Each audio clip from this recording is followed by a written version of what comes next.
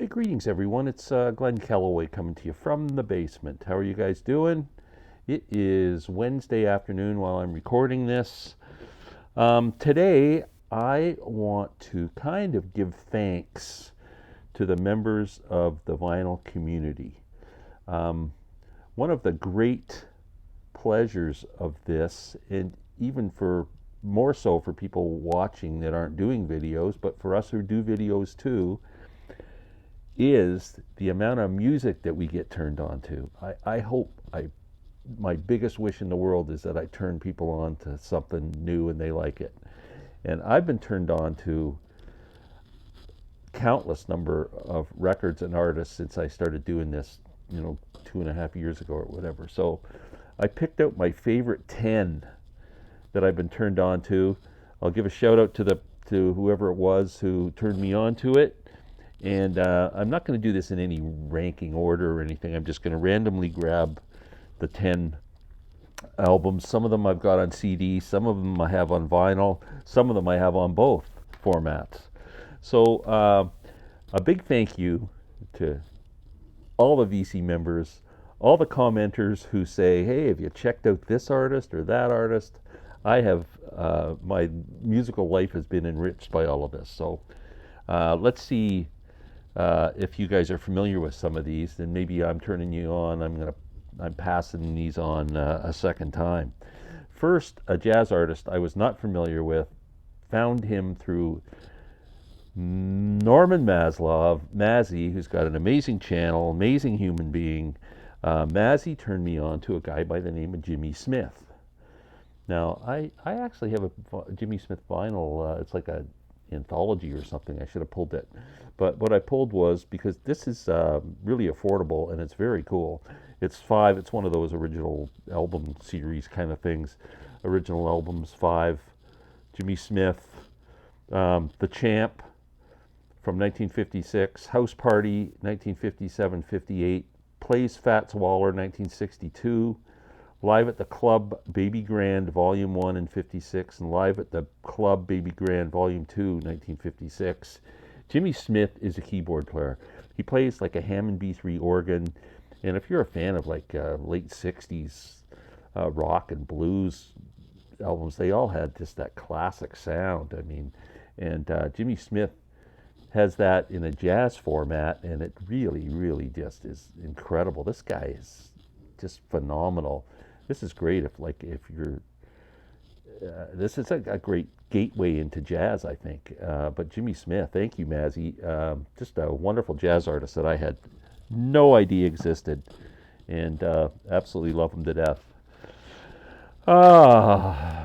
Steve Carlson, one of the great human beings in the vinyl community, turned me on to this album called The Third Mind. This is a tribute to psychedelic guitar. It was a project put together by Dave Albin, and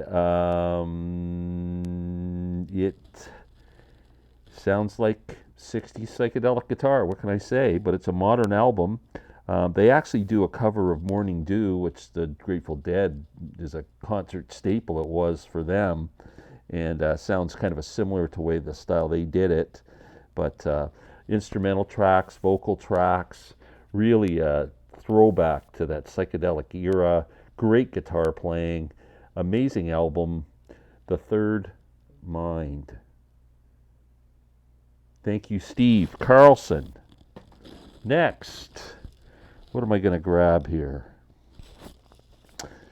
My friend Larry Graves. Larry and I used to do these CD exchanges, and there's a couple in here that were that. So Larry and I turned each other on to a countless number of albums, and a lot of them I have in my collection. I know Larry's the same. He shows a lot of stuff that I turned him on to, and it was very rewarding. I wish we'd do it again sometime once. We will, I'm sure. Anyway, one of the bands that I liked but didn't pay a lot of attention to was XTC, and Larry lent me The Black Sea. Now, this album blew me away. I mean, I became an instant lover of XTC after I heard this album. It's my favorite XTC album, and just a big, big fan of this record and the band now. I've pretty much got their whole catalog. And yeah, XTC, the Black Sea. Thank you, Larry. Next, I got to go back to Norman Masloff. Norman, thank you. Mazzy, this is one of the greatest albums ever made. It's being my top 10 of all time albums. Gene Clark's No Other. What a beautiful, beautiful record this is. When I talked about my 5 perfect albums, this was on it. It's just absolutely perfect. Amazing vocals, amazing lyrics, amazing instrumentation. Just this album just works perfectly. It's just an absolute gem of a record. If you don't have it in your collection, Gene Clark, No Other, check it out. It's you're missing something. Thank you, Mazzy. Next, my good friend Sam St. John. I think Sam's going to win the prize here for the most turn-ons. Sam has turned me on to so much stuff, and as a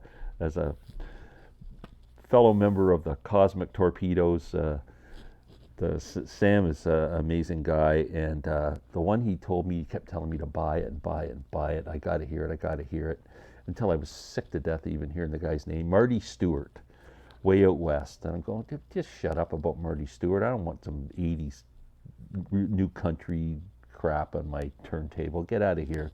I eventually picked this up, and was I an idiot? This album is fantastic. It was produced by Mike Campbell from Tom Petty and the Heartbreakers, and currently the Dirty Knobs. It's Marty Stewart and the Fabulous Superlatives. Way Out West, it has some kind of, it's very atmospheric. It has almost like a surf rock guitar sound in some of it, and there's some there's instrumentals, and there's lyrical music, and it's a fabulous album. It's not I wouldn't consider this a country album, kinda, I guess. I don't know, Americana, but fabulous record, fabulous. Way Out West, Marty Stewart, check it out. Thank you, Sam. Well, let's get Sam out of the way here. Why don't we do that? Okay, next on the list. How many have I done here? 1, 2, that's 5. So I got 5 more to go. Sam also turned me on to this. I mean, John Cougar Mellencamp, or John Mellencamp. I mean, who's not aware of this artist? This year he put out this album called Strictly a One-Eyed Jack, and it is fantastic. It's one of my albums of the year. John, I guess through 100 years of smoking, has this raspy voice now. He sounds like a cross between Louis Armstrong and the recent Bob Dylan voice. And even the songs kind of sound like the Rough and Rowdy Ways Dylan instrumentation and that. And lyrically, it's a great album. Really just a cool record. If you like Rough and Rowdy Ways, or maybe Tom Waits a little bit. If you're a Springsteen fan, Bruce sings on 3 of the tracks on this album along with John. So definitely worth hearing. John Mellencamp, Strictly a One-Eyed Jack. Check it out. We're going back to Larry Graves, the Canadian Stud Muffin. If you're not, who isn't subscribed to the Larry Graves Canadian Stud Muffin channel? It's just fabulous. A pioneer, a mentor, a leader, a man amongst men. Larry Graves. David Bowie. I know I've talked about this before. I became a David Bowie freak this year, from being a fan to a fanatic. And it was all because of Low. Larry lent this to me again in our CD exchange. I was a fan of David Bowie's, all those albums from the 70s, no problem, I got them, plus I had Let's Dance and Young Americans, which were pretty much his 2 big albums in the 80s, right? And then I just went, David Bowie, like, who cares? And then I listened to this. It's my favorite David Bowie album. I even think it's better than Ziggy Stardust. Low, fantastic record. There's a song on here called Always Crashing in the Same Car that I absolutely love, one of my favorite Bowie tracks. and it's got some great instrumentals on here and sound and visions on here. Just an excellent album. Thank you, Larry. Okay, we're going to bounce back to Sam here on the 8th album, I think. Sam told me to pick this up again. I kind of just procrastinated. I thought, how good could this be?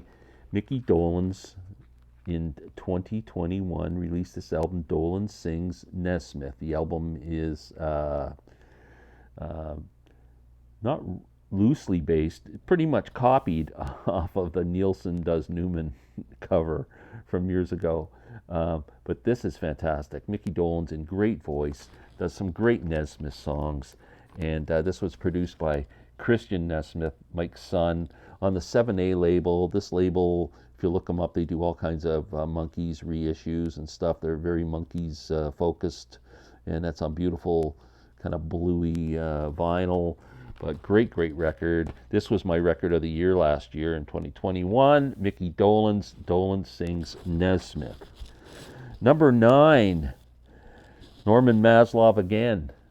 We were doing a live chat one day on Larry's channel, and Norman joined us. Mr. Mazzy joined us on there and mentioned this album. It is Bronco by Orville Peck.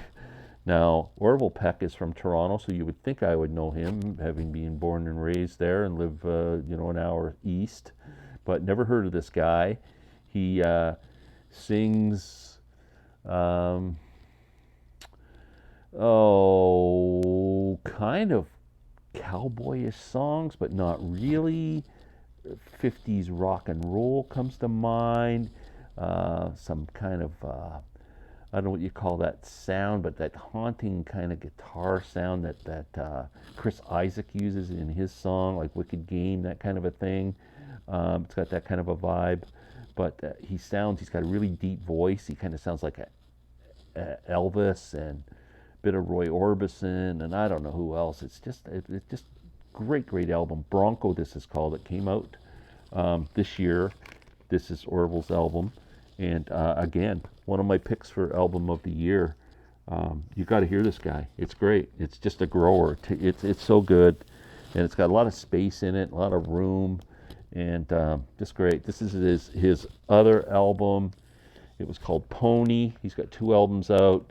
The guy's a bit of a weird dude. He's like Buckethead, the guitar player, except he wears a mask. You can't see him. He's like the masked singer, except not as annoying as that show. And 10, this I'm ranking number 1. I'm not ranking the rest. They're all fantastic. This one's going number 1 because it had such an impact on my musical life. My friend George Allen sent me this album as VCLT, Vinyl Community Love Train, if no one knows what that means. I had discovered this band from my buddy Tim, who owns Zap Records in Coburg, Ontario. He turned me on to Caravan in the Land of Pink and Grey. I had the album on CD, listened to it, liked it, knew there was a lot more there than meets the eye, and was really growing on me, especially side 2. But they didn't have that big an impact on me. And George Allen, without knowing that I was introduced to Caravan, sent me this album saying, I think you might like this. And it is Caravan's album, If I Could Do It All Over Again, I'd Do It All Over You. And I played this and went bang, right in the head, explosions, my ears popping off, my hat flying. And I went, oh, this is a frickin' amazing band. Now I have everything. I have a 38 disc box set. I have all their albums on vinyl. Just absolutely love this band so much. One of my top 5 bands of all time now. And all this has happened over the past couple of years. Pretty good for an old guy to discover a band that started out in the 1969 or whenever their first album came out. Just incredible. So George Allen's LPs and CDs. If you're not a subscriber to George Allen, please do so. George, I will be forever indebted to you for this. You turned me on to one of my favorite bands of all time. Okay, that's it. That's 10 albums. If some of you aren't familiar with these ones, please let me know and check them out. Please don't forget algorithms. You have to press the like button because I don't get enough algorithms and I start to fade at the end.